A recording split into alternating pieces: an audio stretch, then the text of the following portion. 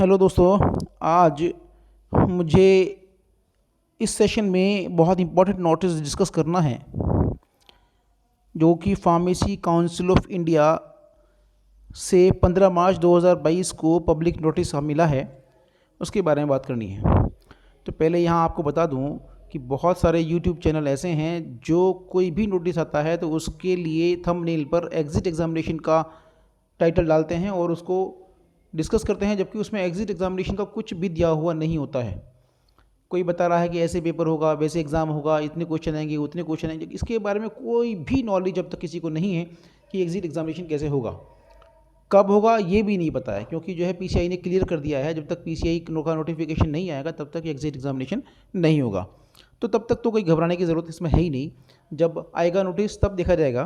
तो यहाँ एक नोटिस जो आया हुआ है पब्लिक नोटिस, इसके बारे में बात कर लें तो यहाँ उन स्टूडेंट्स के लिए ये नोटिस है जो बच्चे बी फार्म या डी फार्म में एडमिशन लेते हैं।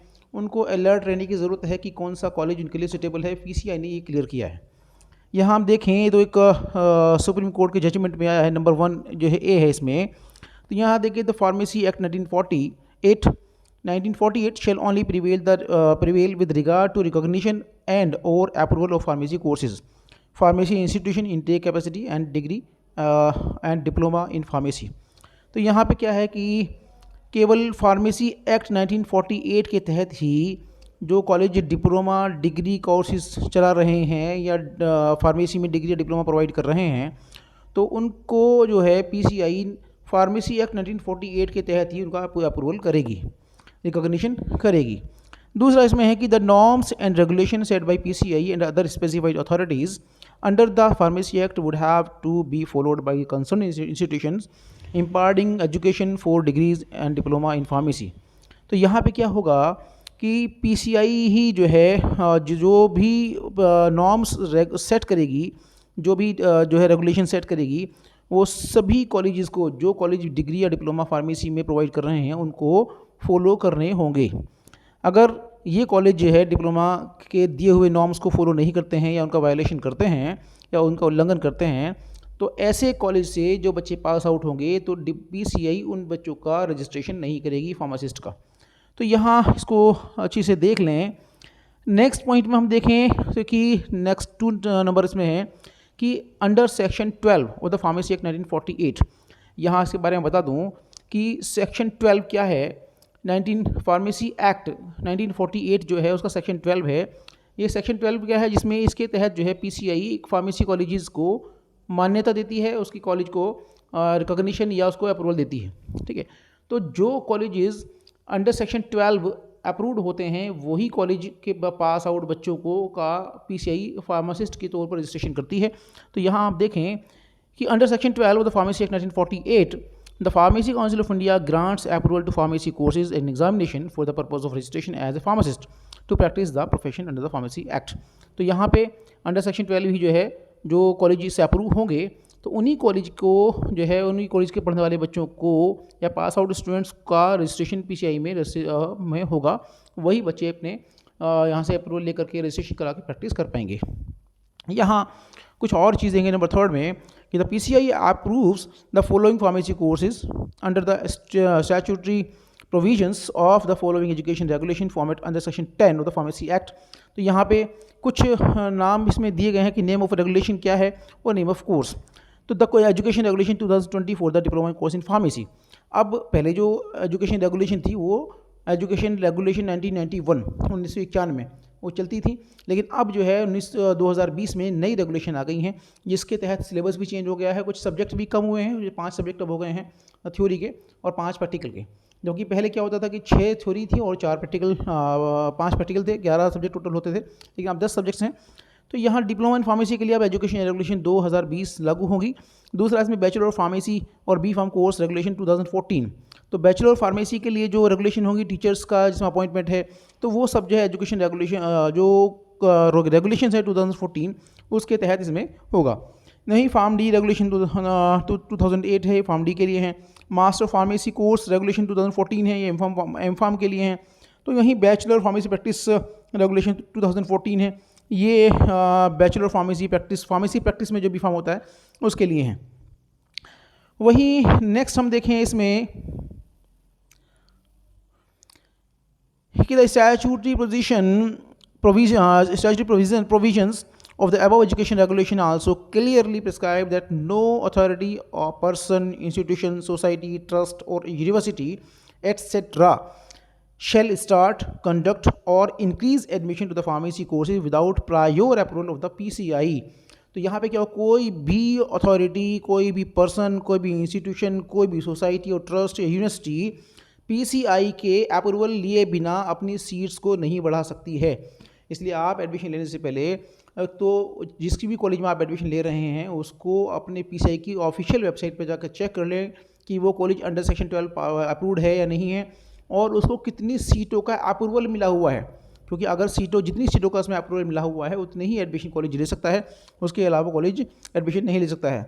अगर इसमें आगे लिखा भी है कि in pursuance of the above judgement the statutory provisions of the pharmacy act 1948 the education regulation framed under the concerned authorities, be it pharmacy institution, admission making authorities, examining authorities, etc. are requested।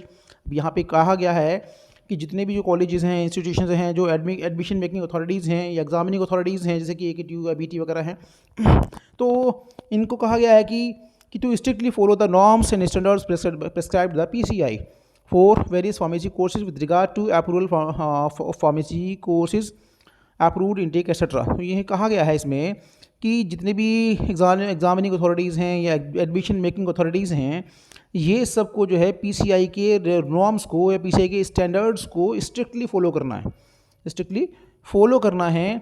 उसका approval को देखना है, उसका admission intake को देखना है, कितनी सीटों के लिए अप्रूवल दिया हुआ है पीसीआई ने, उसके अकॉर्डिंग ही करना है इसको for the purpose of registration as a pharmacist. तो यहाँ नेक्स्ट पॉइंट हम देखें इसमें 5th पॉइंट का बी पार्ट जो है इसमें कि ensure that no admission shall be made और intake be increase to any pharmacy courses without prior approval of the Pharmacy Council of India. और ये भी इंश्योर करना है उन एग्जामिनिंग अथॉरिटीज़ को, किसी यूनिवर्सिटी को, कि कोई भी एडमिशन उनको नहीं करना है, जो है जब कोई एडमिशन नहीं बढ़ाना है उसको बिना पीसीआई के परमिशन लिए हुए।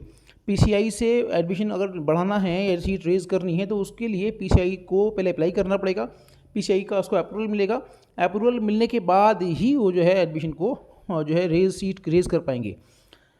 नेक्स्ट पॉइंट इसमें लिखा है 6 पॉइंट में कि running of any of the above pharmacy course without prior approval of the PCI shall be in violation of pharmacy act 1948 and the passed out students will not be eligible for registration as a pharmacist.